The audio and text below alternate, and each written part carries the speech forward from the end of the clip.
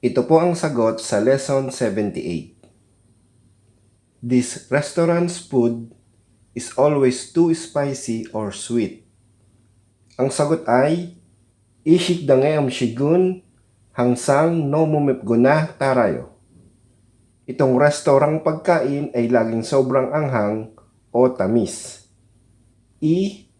This shikdang restaurant, ishikdang. This restaurant, possessive marker na uy or kapag ginagamit na sa pangungusap. Then omshik, food. Ishikdange omshik. This restaurant's food. Topic marker na ishikdange omshigun. Hangsang, always. Then nomu, to. Mep is spicy, then gona is or. Mep gona, spicy or tarayo or tara, sweet. Mep gona tarayo, spicy or sweet. Nomu mep gona tarayo, to spicy or sweet. Or hangsang nomu mep gona tarayo, always too spicy or sweet. Ishikdangeom shigun hangsang nomu mep gona tarayo.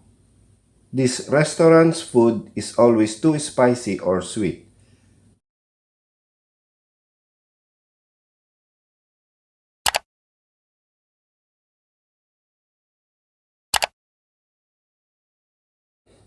Lesson 79, Promise, Plan, Appointment. Gamit itong yaksok. Atin muna pong simulan sa mga vocabulary words. Piso, secretary. Sonnim, customer. Sadyangnim, president sa kumpanya. Segum, taxes. Wulgok, monthly pay or monthly salary. Yaksok, promise. Pyo, ticket. Pugoso, report. Yuga, day off or vacation. So itong yaksok, ang meaning nito ay promise or pangako, plans or plano, appointment or kasunduan. So depende sa konteksto ng pangusap kung paano gamitin ang yaksok. Halimbawa itong promise, gamitin natin sa pangusap gamit ang yaksok. Chingohago yaksugul heseyo. Chingohago yaksugul heseyo. I made a promise with my friend. Ako ay nangako or nakapangako kasama ang aking kaibigan. So, chingu, friend, then hago, with. So, itong hago, rang or irang, wa or gwa. Ang meaning niyan ay with or and. So, chingu hago, with my friend. Pwede ring chingurang, with my friend, or chinguwa, with my friend. So ito namang hago, rang, irang, or wa, gwa, ay atin ang napag-aralan sa Lesson 51 sa particle power. Then, yaksok, promise, object marker na yaksugul, promise or a promise. Then, hesayo, past tense. So, hada, to do, basic form ng hada is he, nilagyan ng sangsiyot din o kaya naging past tense. heso or hesoyo. Yaksugul hesoyo. I made a promise or nakagawa ako ng pangako or ako'y nangako or ako'y nakapangako. Chingohago yaksugul hesoyo. I made a promise with my friend. Ako'y nakapangako kasama ang aking kaibigan. So dito meaning ng yaksok is promise or pangako. Then dito naman tayo sa plan or plans gamit itong yaksok. Onul chingohago yaksugi isayo. Onul chingohago yaksugi isayo. I have plans with my friend today. Ako ay may mga plano kasama ang aking kaibigan ngayon. So sabi ko nga, depende sa konteksto ng pangusap, meaning ng yaksok is promise, plans, or appointment. So dito, yaksok is plans or plano. So onol today, chingo friend hago with. Chingo hago with my friend. Onol chingo hago with my friend today.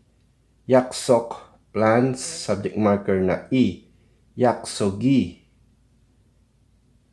Then isayo have or mayroon. Yaksogi isayo. I have plans. May plano ako. Onol chingohago yaksugi isayo. I have plans with my friend today. Ako ay may mga plano kasama ang aking kaibigan ngayon.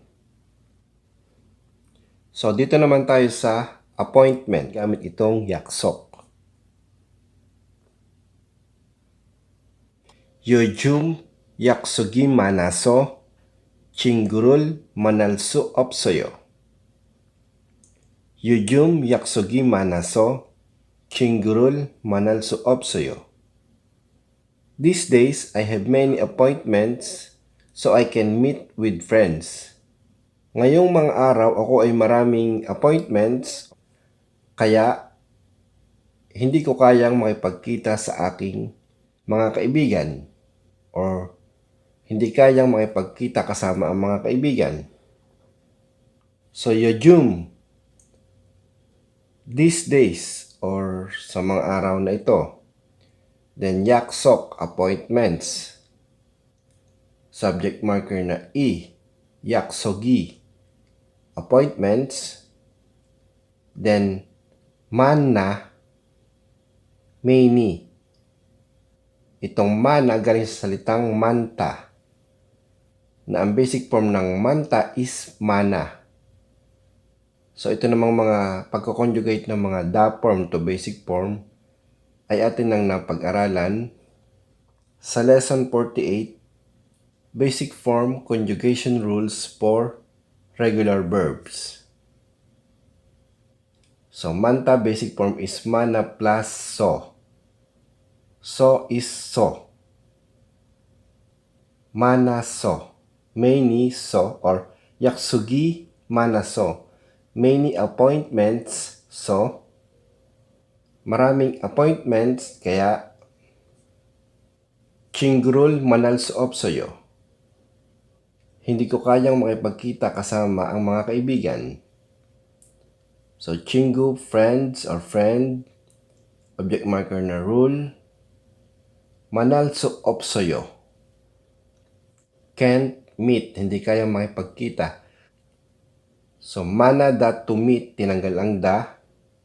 Yung verb stem na mana, nilagyan ng real. Then, su opsoyo. Can't or hindi kaya. Manal su opsoyo. Can't meet, hindi kaya makipagkita. So, ito namang verb stem plus real su opsoyo. Can't or hindi kaya, at yung kaya naman ay verb stem plus real then su isoyo. or suiso. So napag-aralan na natin ito sa lesson 25, kaya at hindi kayang gawin. So reviewin nyo lang at pag-aralan kung paano gumawa ng pangungusap gamit ang mga ito. So 요즘 약속이 많아서 친구를 만날 수 없어요. These days, I have many appointments so I can meet with friends. Sa mga araw na ito, ako ay maraming appointment, kaya hindi ko kayang makipagkita sa mga kaibigan.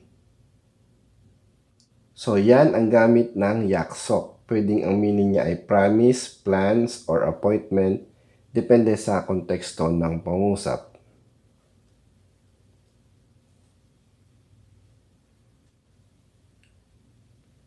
So, isalin po natin sa Korean language ang pangusap na ito. Who do you have an appointment? Kanino ka may appointment? So, mga salita na gagamitin ay yaksok, appointment, 누구, who, 있다, have, 랑, with, subject marker na i. So, i-comment nyo lang po sa baba ang inyong mga sagot at susunod po nating lesson ay atin po itong sasagutan. So, sana po ay may natutunan kayo sa lesson natin ngayon. Next lesson po, Action Verbs Part 7. So, please subscribe to this channel na lang po and please click the bell button para ma-update po kayo o mag-notify po sa inyo kung may bago po akong upload ng mga videos. Like, comment, and i-share na rin po natin sa ating mga chingu na nagsaself-study ng Korean language. Marami pong salamat at God bless po sa ating lahat.